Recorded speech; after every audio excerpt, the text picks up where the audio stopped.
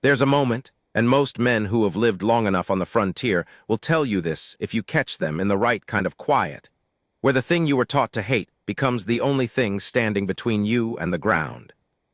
Not metaphorically, literally, the ground. The dry, cracked, sun-baked ground of the Sonoran Basin in August, where the soil splits open like a mouth that's been screaming for water so long it's forgotten what sound is. I've written down a lot of things in this logbook. Cattle tallies, weather patterns, the names of men I've buried. I've got a whole page near the back where I wrote the names of horses I've loved because nobody ever thinks to do that, and I figured somebody should. But I've never written anything quite like what I'm about to write. Because what Dylan Hargrove did out there in the basin, what he chose in the worst moment of his life, with cracked lips and a canteen that weighed almost nothing, it didn't fit into any of the categories I'd built for understanding men. It didn't fit into enemy. It didn't fit into mercy. It didn't fit into stupidity or courage or sainthood either. It fit into something older than all of those words, something the desert probably has a name for, even if we don't. I was there, I watched it happen, and I'm still not entirely sure I can explain what I saw. But I'm going to try. The canteen made a sound when Dylan shook it. Not a slosh would have meant hope. It made the sound a canteen makes when there's just enough water left to remind you that water exists. A faint, mocking whisper of liquid against metal, like the last breath of something that had already decided to die. He shook it once, then he stopped shaking it, because he was the kind of man who didn't repeat an action that had already told him everything it was going to. I was watching him from about 40 yards off, crouched behind a boulder that was still radiating the previous day's heat into my back like a slow punishment.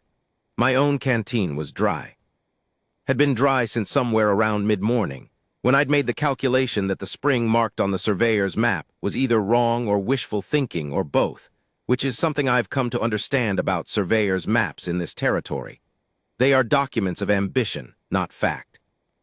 My name is Orrin Whitfield. I'm 34 years old, and I've been keeping this logbook since I was 19, which means I have 15 years of margins filled with notes that most people would consider pointless. The angle of shadows at dusk in different seasons, the way cattle cluster before rain, the particular silence that falls over a canyon in the hour before something violent happens. My mother called it my nervous habit. My father called it a waste of good paper. I've always thought of it as the thing that keeps me sane, which is a low bar but an honest one. I worked for Dylan Hargrove for 11 months, not long enough to know him completely, long enough to know he was not a man given to gesture. He was compact, not short, but built the way certain men are built who have never had enough of anything, so their bodies learned economy. He moved without waste. When he spoke, he used the minimum number of words the situation required, and then went silent in a way that didn't invite addition. He had a scar along his left jaw that he never explained, and a habit of touching his hat brim when he was making a decision, like he was consulting the hat, like the hat had opinions. The hat was touching his brim now. I made a note of it. What I haven't explained yet, what you need to understand before the rest of this makes any sense, is what was between Dylan and the 3 men lying in the arroyo 50 yards to the east. Their names were Cass Whitmore, Fletcher Doyle, and a man everyone called Rojo on account of a red bandana he wore even in the worst heat, which I always thought was either a fashion commitment or a death wish. They rode for Emmett Parrish, who owned the Broken Spur and had been in a range war with Dylan over water rights and grazing land for going on 3 years. 3 years during which cattle had been moved without permission. Fences had come down in ways that fences don't come down by accident, and 2 of Dylan's hands, good men, men whose names are in my logbook, had been beaten badly enough to spend a week flat on their backs. Dylan had never retaliated, not in kind.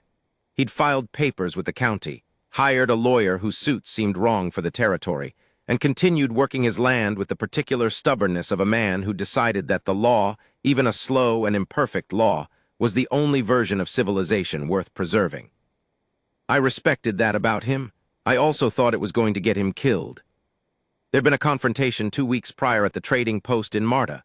Words exchanged at a volume that meant everyone within a half-mile radius was suddenly very interested in their boots. Cass Whitmore had said things to Dylan that I won't write here because some words are worse for being repeated, and Dylan had stood there and absorbed them the way a rock absorbs weather, and then he'd paid for his flour and his salt and walked out. On the ride back to the ranch, he'd touched his hat brim 3 times. I wrote it down. So that's the context. 3 men who'd helped make Dylan Hargrove's life a sustained misery over 3 years were now lying in an arroyo 50 yards away, and they were dying of thirst. They'd written out 2 days ago. I'd pieced this together later from what Fletcher told us, but I'll put it here so it makes sense, on a shortcut through the basin that the oldest hand at Broken Spur had warned them against. The hand was 70-something and Apache by blood, and knew this country the way you only know a thing if you were born into it. They'd ignored him, because men like Cass Whitmore ignored things that came from directions they'd already decided didn't count. Their horses had gone lame in the heat.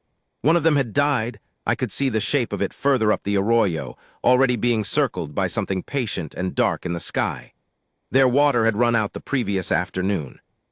And now they were where they were, which was horizontal and shade-seeking, and in the kind of quiet that means a body is conserving everything it has.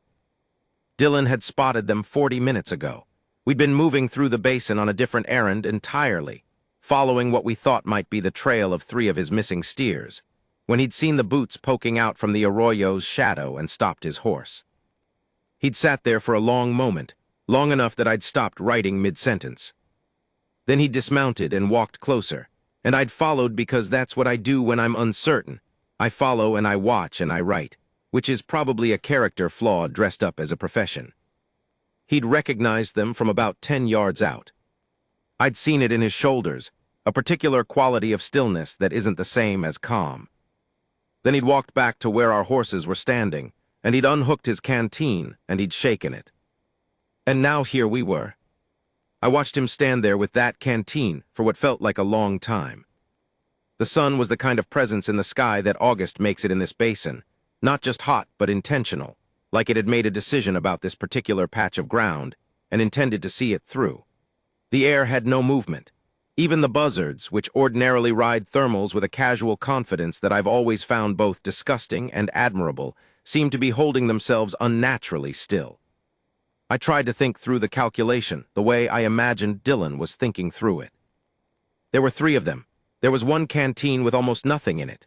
We were, and here my stomach did a specific kind of unhappy thing, approximately 9 miles from the nearest reliable water, which was the Hargrove well at the southeast corner of his land.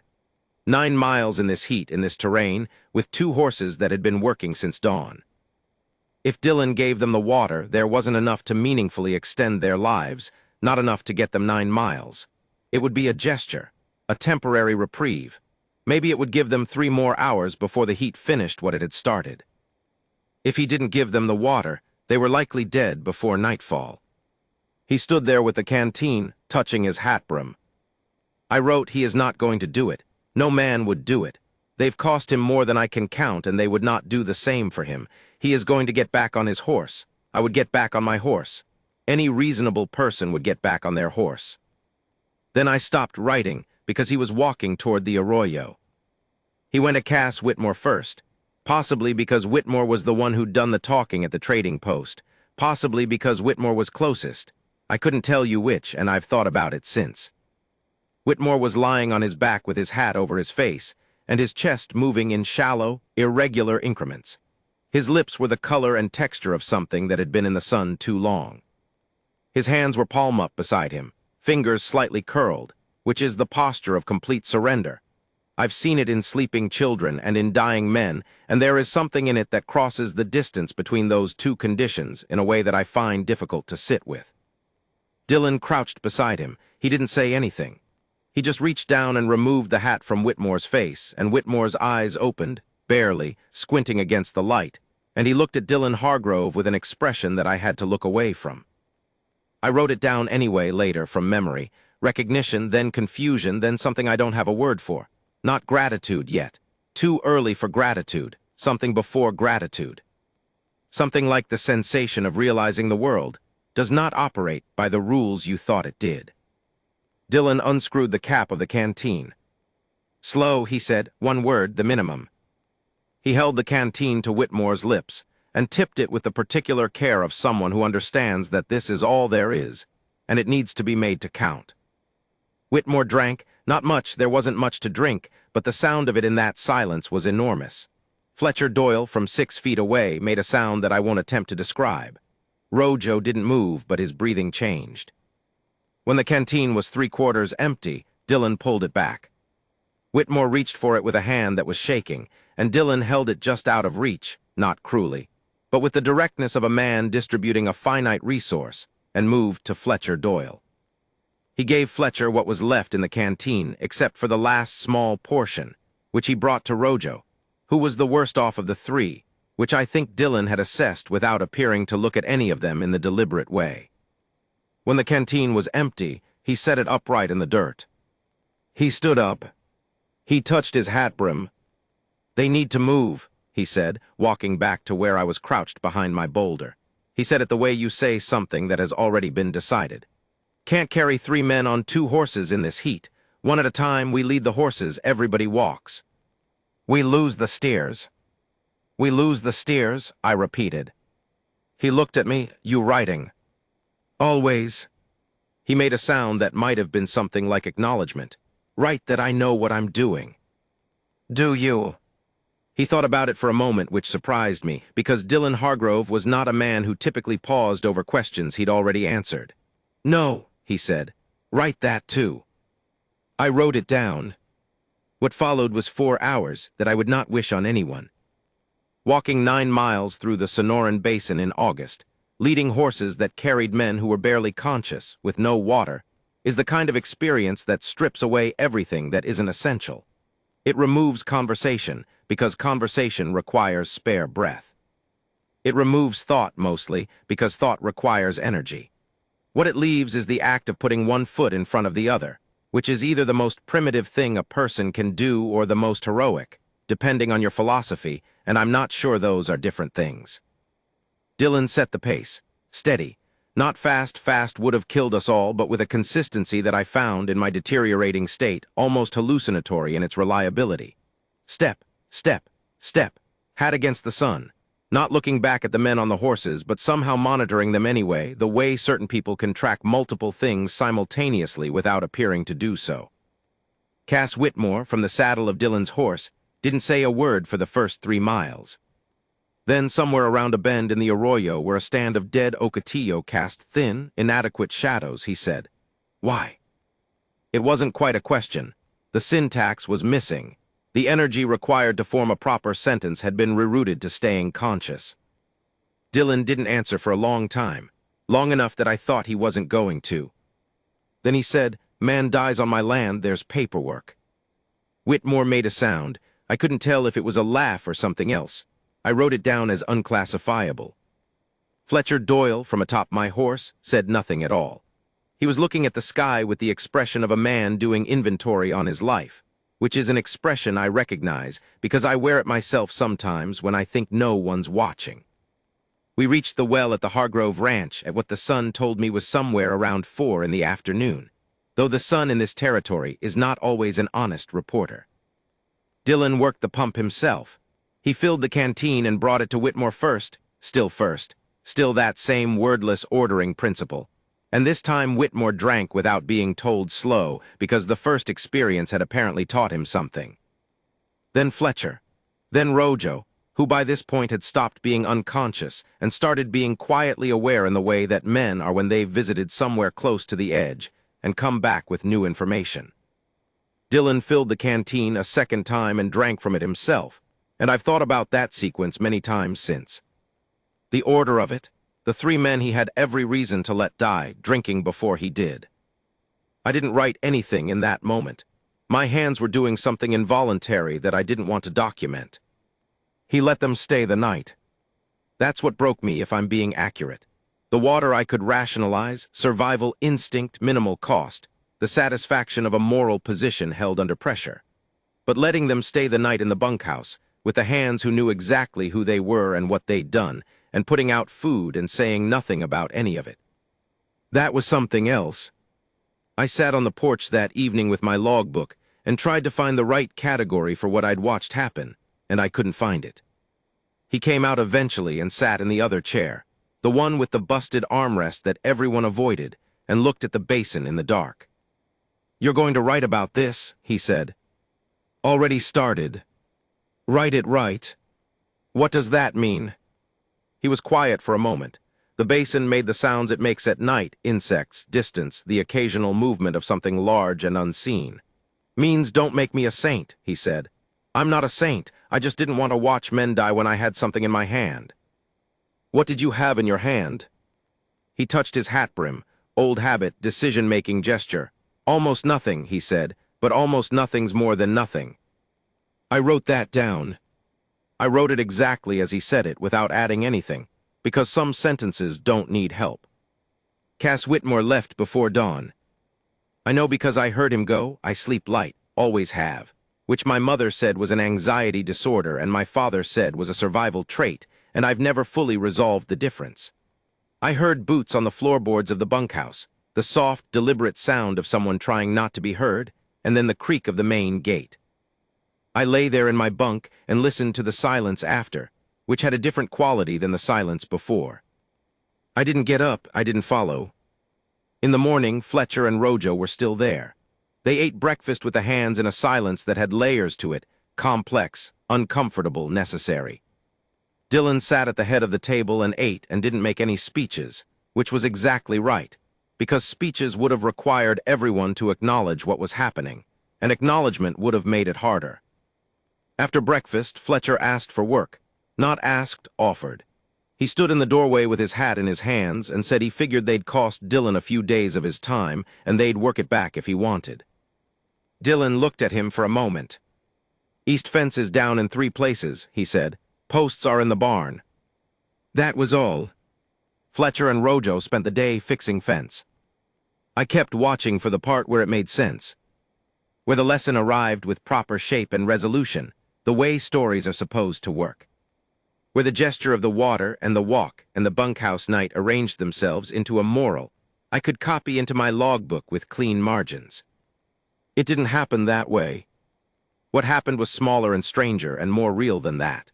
What happened was 2 men fixing fence in the heat, and a 3rd man who'd ridden out before dawn, and a 4th man, Dylan Hargrove, who went about his day with the same economy of motion and word that he always did, as if none of it had required anything of him, as if a canteen of almost nothing was just a canteen of almost nothing, and he'd simply done the thing the moment asked for.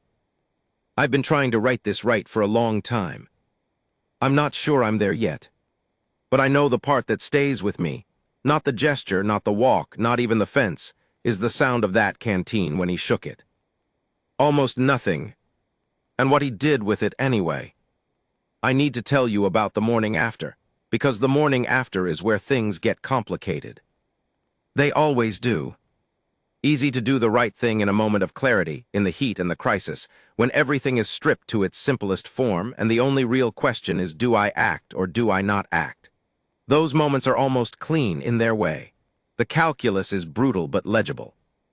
It's the morning after where the mess arrives, where the thing you did yesterday in the stark logic of a man dying of thirst has to survive contact with ordinary daylight, with other people's opinions, with your own doubt, which waits quietly until the emergency has passed, and then surfaces like something that's been holding its breath.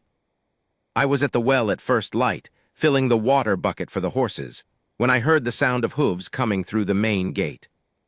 My first thought was that Cass Whitmore had come back. It wasn't Whitmore. It was 6 men from Broken Spur. I recognized 2 of them, Emmett Parrish's foreman, a lean and perpetually irritated man named Tate, and a hand called Douglas who'd been in the business of making trouble in this valley for as long as anyone could remember. The other 4 were faces I didn't know well, which in this territory meant they'd either ridden in recent or kept deliberately low profiles, and neither explanation was comforting. They came through the gate without announcement, which is a specific kind of rudeness in frontier culture, the kind that's meant to signal something. I set down my bucket. In the logbook I carry in my breast pocket, there's a notation system I developed for occasions like this. A small mark in the corner of the page that means pay attention. I made the mark. Dylan was in the barn.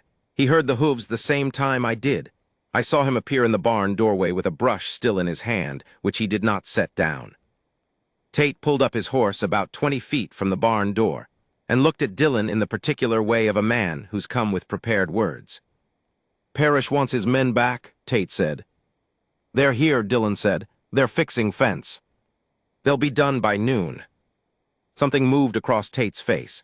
It wasn't what he'd expected to hear. You could tell by the slight recalibration around his eyes, the way a man looks when the script he's been running stops matching the situation.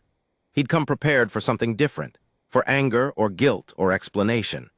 The plain flatness of their fixing fence, they'll be done by noon, didn't give him anything to push against. Parrish wants to know, Tate said, and then he stopped, because the middle of the sentence was apparently harder to navigate than the beginning. Know what? Dylan said, not a question. Why you did it. Dylan looked at Tate for a moment, then he looked down at the brush in his hand.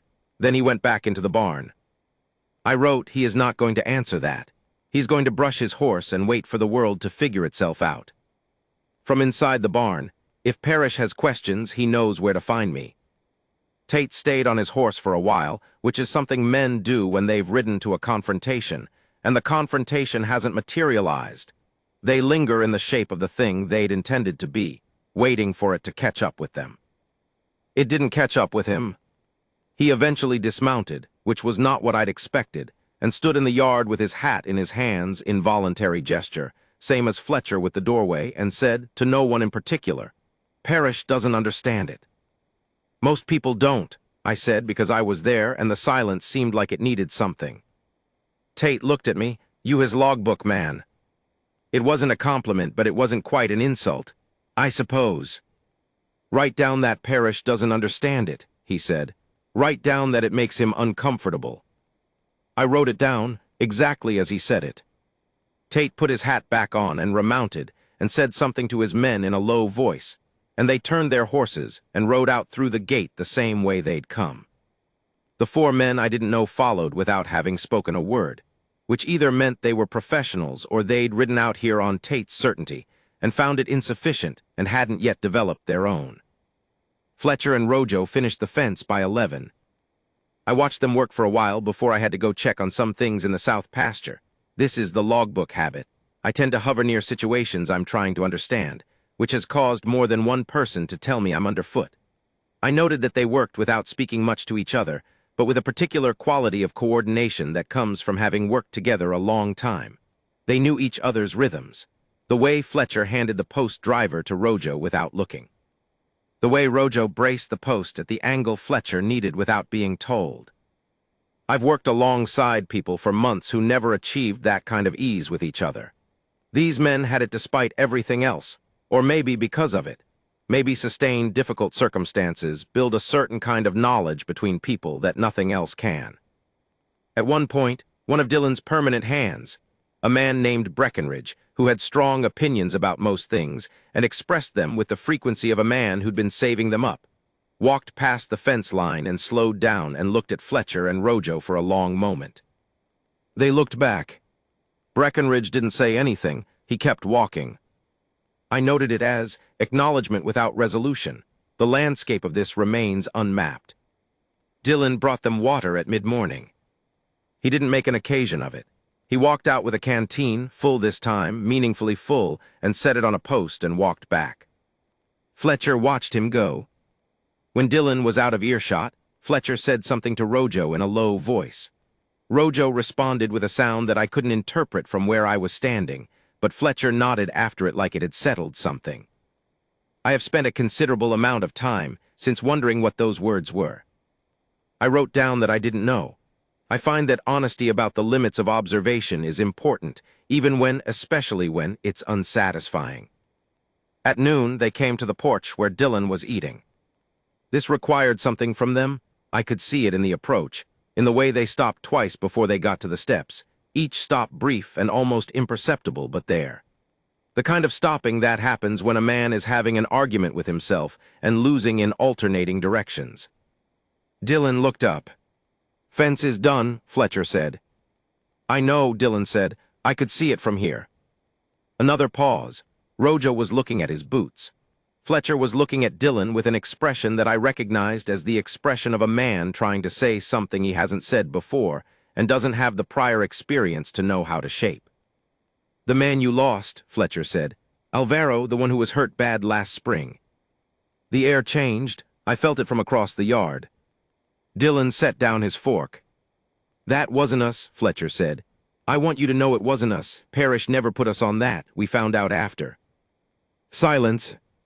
We didn't say anything, Fletcher continued, and his voice had the texture of a man who's been carrying something heavy for so long he's stopped noticing the weight and has now set it down and can suddenly feel the absence of it. We should have. We didn't. Dillon was very still.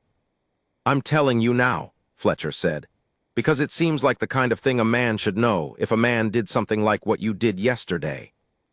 I don't know what I expected Dillon to do with that. I think I expected him to stand up, or to say something that would fill the silence with whatever it needed to be filled with, anger, or acceptance, or some version of ceremonial resolution that would let us all exhale. He picked up his fork. He ate. After a moment without looking up, he said, "Who did it?" Fletcher said a name. I wrote it in my logbook. I'll leave it out of this account because names have a weight in this territory, and I don't yet know what that weight is going to set in motion. Dillon nodded once, set down his fork again, stood. You ate this morning, he said. We did, Fletcher said. You'll eat before you ride out. It was not a question. They ate. After they left, riding back toward Broken Spur in the early afternoon, their horses going at a pace that suggested they were in no particular hurry to get back to what waited for them there. I found Dillon at the southeast well, working the pump handle in long, rhythmic strokes for no discernible reason, except that sometimes men need to do something mechanical when they're thinking. I sat on the fence rail nearby and opened my logbook. You're not going to ask, he said, not a question. I'm waiting. The pump handle went up and down. Water came out and sank into the dry ground around the well, which seemed to me like a small parable about something, though I couldn't get the edges of it to stay sharp. Alvaro's walking, Dillon said. Took 6 months, he's walking now. He'll work again by fall. I know. So that name, he stopped pumping, stood with his hand on the handle. That name means something has to happen. Yes. I'm going to have to do something I don't want to do. I didn't say anything, because I understood that he wasn't asking for my opinion. He was saying it out loud so it became real. Some men need an audience to make a thing real, and I've learned not to confuse being that audience with being a participant. Write that down, he said. I already did. He looked at me with something that might have been, briefly, almost a smile. Then he released the pump handle and walked back toward the barn. I want to be honest about what happened next, because I think the honest version is more important than the clean version. The honest version is that the 2 days following Fletcher's revelation were among the most difficult I observed in my 11 months with Dillon Hargrove. Not because of any dramatic event, because of the absence of one. He worked, he ate. He gave instructions to the hands with the same economy he always used. He slept or appeared to sleep, though I can only verify from the outside. He touched his hat brim more than usual. I counted 17 times in one day, which was a record I'd never come close to observing. He did not act on the name Fletcher had given him.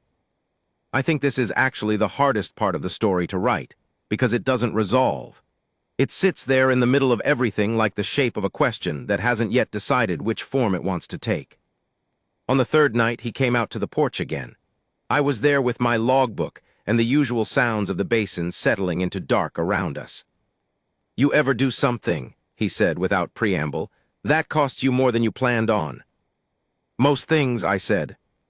I didn't plan for the fence, he said. I didn't plan for them to eat. I was going to give them water and get them to the well and let them ride out. That was the whole thing. What happened? He was quiet for a while, long enough that the insects changed their pattern and then found it again.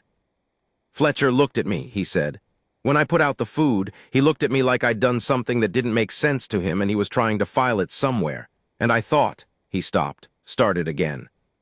I thought about how long it takes to learn that someone is a person, not an idea of a person, an actual one, and how much damage gets done in the time it takes to learn that.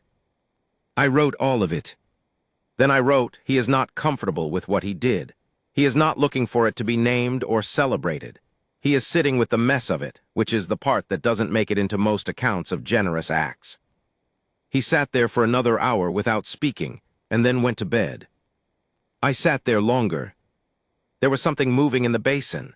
a long, dark shape against the slightly lighter dark of the sky, moving without hurry, which is the way certain things in this territory move when they know there's no immediate threat and also no immediate destination.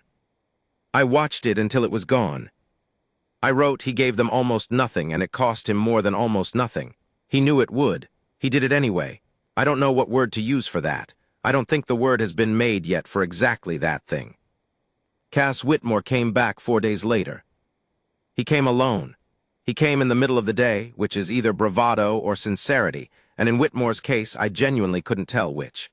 He came without a weapon visible, which in this territory means either you're comfortable or you're committed to a particular kind of conversation. Dylan was at the barn. Whitmore stopped his horse in the yard and sat there. Dylan came out of the barn. They looked at each other for a moment, long moment, the kind that has weight, and then Whitmore dismounted and said, "I came back." "I see that," Dylan said. "I don't know why," Whitmore said. "I've been writing for 4 days trying to figure out why, and I don't have it yet." Dylan looked at him, touched his hat brim. "Come in," he said. "There's coffee." I didn't follow them inside. I sat on the porch and wrote, from the outside, what I could observe. The sound of 2 voices through the window, low and intermittent, and without the sharp edges that voices get when the conversation is adversarial. The particular quality of a silence that falls between 2 men who are working something out. The sound of a coffee cup set down on a table with care. An hour and a half later, Whitmore came back out. He stood on the porch for a moment, adjusting his gloves, looking at the basin. "You're the logbook man," he said. "That's me." He nodded, started down the steps, stopped, turned back. "Write that I came back," he said. "Write that I don't know why, write that I'm going to figure it out." I wrote all 3 things. He mounted his horse and rode out through the gate. I looked at the 3 lines in my logbook for a long time. Then I added a 4th. Some returns don't have explanations yet.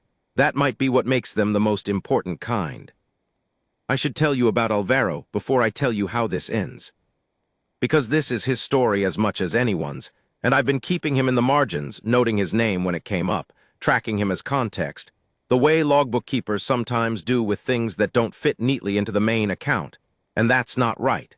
That's not the right thing to do with Alvaro Reyes. He came to the Hargrove Ranch 6 years before I got there. Came from Chihuahua originally, which is a fact he mentioned once and never revisited, the way men from certain places and certain circumstances mention the origin and then seal it over with the present tense, as if the future can be built faster than the past can reach it. He was maybe 45. He had the kind of hands that take decades of specific work to build, large-knuckled, darkened, with a precision to their movement that I found myself watching when he didn't know I was watching, the way you watch something excellent without wanting to interrupt it. He'd been the best hand on the Hargrove Ranch, by a distance that everyone acknowledged and no one stated directly, because stating it directly would have required acknowledging the dynamics of why certain kinds of excellence go unspoken, and that conversation was more complicated than anyone had the spare energy for in the daily work of running cattle through difficult country. In March of the previous year, he'd been beaten badly enough by 2 men that the county doctor had spent 4 hours in the ranch house, and come out looking the way doctors look when they've done everything they can, and aren't sure it was enough. It was enough, barely. By the time I arrived, 11 months in, he was walking with a cane that he'd made himself from a length of mesquite wood, which I thought was significant, the self-made instrument of his own recovery. And he was working the lighter tasks with a careful deliberateness that would have looked like slowness to someone who didn't understand what had happened to him. I understood what had happened to him. I watched him carefully, and I wrote carefully about what I saw, which was a man rebuilding something piece by piece with full knowledge of what it had cost to have it destroyed, and with a particular quality of attention to the work that I can only describe as grief turned into precision. He never talked about what had happened, not to me, not in any conversation I observed. When it came up in other men's speech, sideways in reference the way difficult things come up in groups of men who don't have the language for direct processing, he would do something with his hands, a specific gesture that I identified as his version of Dylan's hat-brim touch. His was a closing of the right hand over the mesquite cane, a brief tightening, and then release. I wrote it down every time I saw it. What I didn't know for a long time was that Alvaro and Dylan had talked.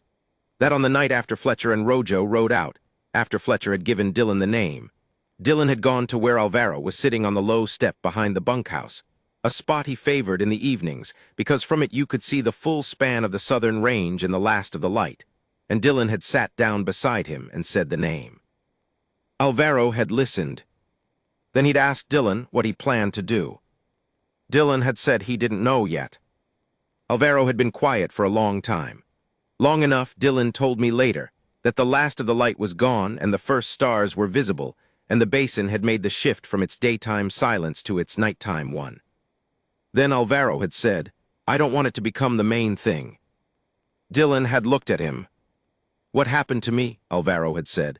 "I don't want it to become the main thing, the thing that everything else gets organized around, the thing that I am." I'm writing this down because Dillon told me, which means he wanted it written.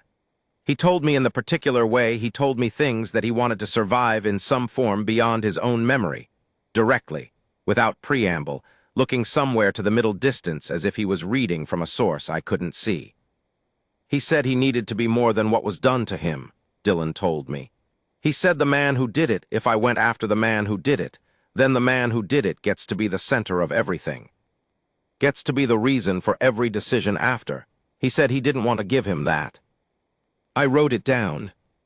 I wrote, Alvaro Reyes said a thing in the dark behind the bunkhouse that I think is one of the most hard-won things one human being can say to another. I do not want my wound to become my definition. I do not want my survival to be organized around the thing that tried to end me. Then I sat with that for a long time before I wrote anything else. Here is what I want to tell you about the weeks that followed. Because there was an after. Things happened.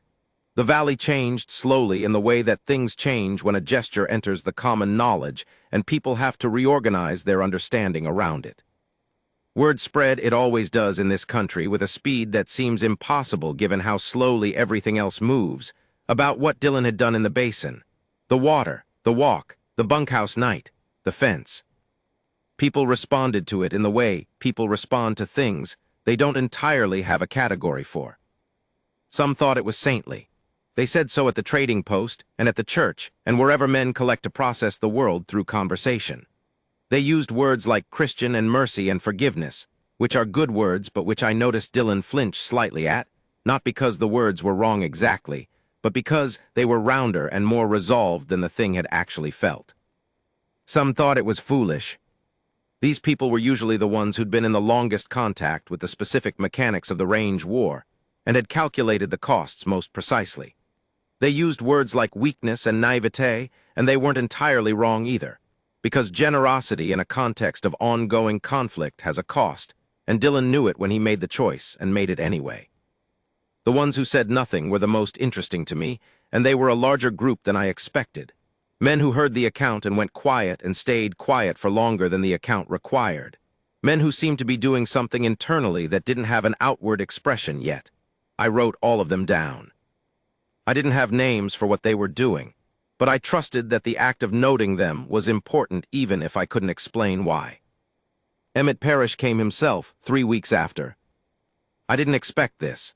I don't think Dillon expected it either, though he showed nothing when Parrish's buckboard rolled through the gate on a Tuesday morning with Parrish on the seat and no hands with him, which was a statement of intent.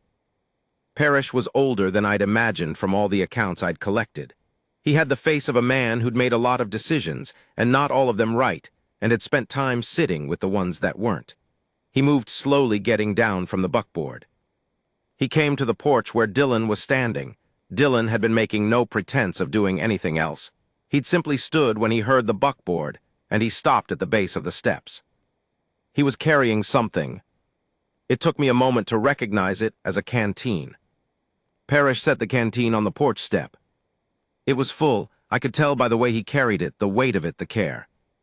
My man Tate told me what he observed, Parrish said. Told me what Fletcher told him when they rode back. Dillon said nothing. I've been in this valley 22 years, Parrish said, and I don't know. He stopped. His jaw worked. I don't know how to say I was wrong in a way that's big enough for how wrong I was. I don't know if there's words for it. Dillon looked at him. So I brought what you gave them, Parrish said, and nodded at the canteen. Full, because that seemed like the right. He stopped again. I don't know what it seemed like. It seemed like the thing to do. I was writing so fast my handwriting fell apart in the middle of it. I can barely read those pages now. There are words that trail off and words that are pressed so hard into the paper that they've left marks on the page behind.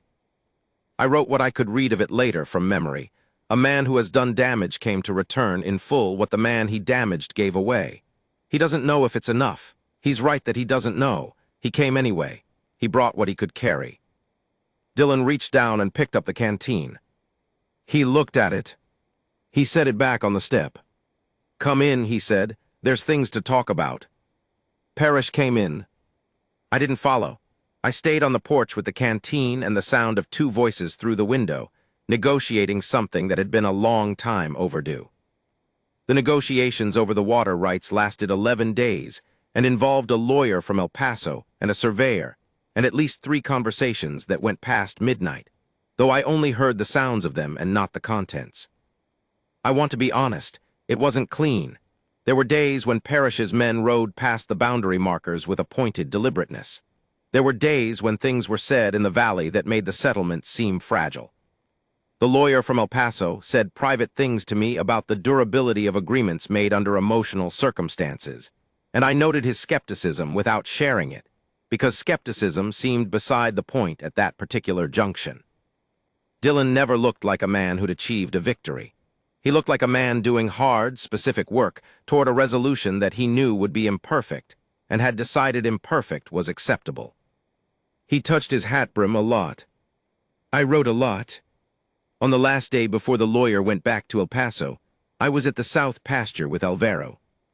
He was working the fence line, the same fence line that Fletcher and Rojo had repaired, which I noted with a quietness I didn't have words for, moving slower than he used to, but moving with the same attention to the work, the same precision. His cane was hooked over a fence post. He wasn't using it while he worked. I was sitting on the ground nearby with my logbook, doing what I do. He looked over at me at some point and said, "You're writing about all of it." "I am." "Put something in for me," he said. Not a request, not quite, more like a statement of expectation, the way a man states an expectation when he's decided he's entitled to one. "What do you want in it?" He worked for a moment, post into ground, press of his boot, the sound of the mallet. "Put in that it was my idea," he said. I looked up from the logbook. "What was your idea?" He met my eyes briefly. Something in his expression that I've been trying to reconstruct ever since. Layered, deliberate, complicated by things I only partially understood. "What he did in the basin," Alvaro said. "We talked the night before. He was going to ride a different route, avoid them." The logbook was open in my lap. I hadn't written anything yet. "I told him which way they went," Alvaro said. "I'd seen them ride out. I knew the route, knew they'd end up where they ended up if they rode that way in August." His boot pressed the post level. "I told him." I wrote it down. Then I stopped writing and sat very still for a moment. "You knew they'd need water," I said. "I guessed," he said. "Men like that in August through that basin with no Apache knowledge of the springs, I guessed." "And you told Dylan which way they went." He didn't answer. He was working the next post. "Why?" I said, not quite a question. He was quiet for long enough that I thought he wasn't going to answer, the same way Dylan was quiet when he wasn't going to answer. Then, "Because I wanted to see if he'd do it," Alvaro said. "And because I thought if he did, something would change. Not everything, not fast, but something." He set down the mallet. He looked at the range in the middle distance, the long gold of the late afternoon light across the grass, the particular beauty of this territory that persists regardless of what happens within it. "I couldn't do it myself," he said. "They weren't mine to forgive. That's not how it works. You can't forgive on someone else's behalf." He picked up the mallet again. "But I thought maybe if the right man did the right thing in the right moment." He didn't finish the sentence. "He didn't need to." I look at that section of my logbook now, and I find that it has more margin notes than almost anything else I've written. Little questions and observations and small marks that don't mean anything specific, but indicate that my hand was hovering close to the page for a long time, returning to add things, reconsidering.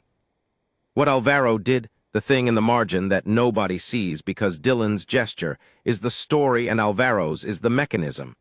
require something from me that I don't know how to fully give, which is adequate description. He couldn't repair what had been done to him directly. He couldn't make the man who did it face consequence, not in any way that would feel complete.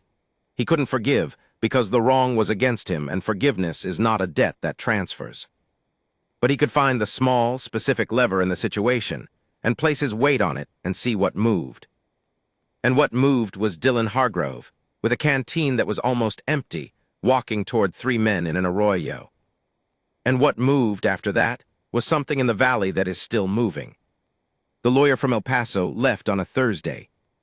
The agreement was signed, imperfect, hedged in several places, with provisions that both sides considered inadequate and which the lawyer considered realistic. The water rights were shared, a compromise that satisfied no one fully, which is generally what a real resolution looks like as opposed to a narrative one. Dylan shook hands with the lawyer, watched his buggy disappear down the road, stood at the gate for a moment. I was nearby, logbook open. "What are you going to write?" he said. "I don't know yet," I said. "I'm still figuring out what it means." He looked at me. "You've been figuring that out for months. Some things take a while to mean what they mean." He made the sound that might have been something like a laugh, touched his hat brim, turned back toward the barn. "Write that it's not over," he said over his shoulder. "Write that it's just less bad than it was." I wrote it. Then I wrote less bad than it was. He says it like it's a small thing. I have spent 34 years on this earth, and I am no longer sure it is. In the margin of that page, in smaller writing than I usually use, I wrote Alvaro's name. Not because he needed to be hidden there, because I wanted him to be there in the way that things that matter are sometimes in the margins. Not the headline, not the main event, but the note you find later that changes how you read everything above it. Alvaro Reyes, who could not forgive but found a way to move something anyway. Who stood in the dark behind the bunkhouse and told a man to go a certain way through a valley, knowing what he'd find there. Who fixed fence on the same line that his enemies repaired without saying a word about it. Who told me to put something in for him, and then told me the thing that rewrote the whole account. I want to tell you that the valley is at peace now. I want to tell you that the agreement held and the fences stayed up, and Emmett Parrish became a different kind of man, and Cass Whitmore figured out why he came back, and the name Fletcher gave Dylan led to something clean and resolvable. I can't tell you all of that with the certainty that truth requires. What I can tell you is that 6 months after the basin, Alvaro Reyes put his mesquite cane against the wall of the bunkhouse and didn't pick it up for a week. Not because he didn't need it. Because he was testing himself, seeing what held. At the end of the week, he picked it up again. He kept using it. He will probably always use it. The damage was specific, and the body remembers specific damage with a long, unarguable precision. But he'd put it down for a week.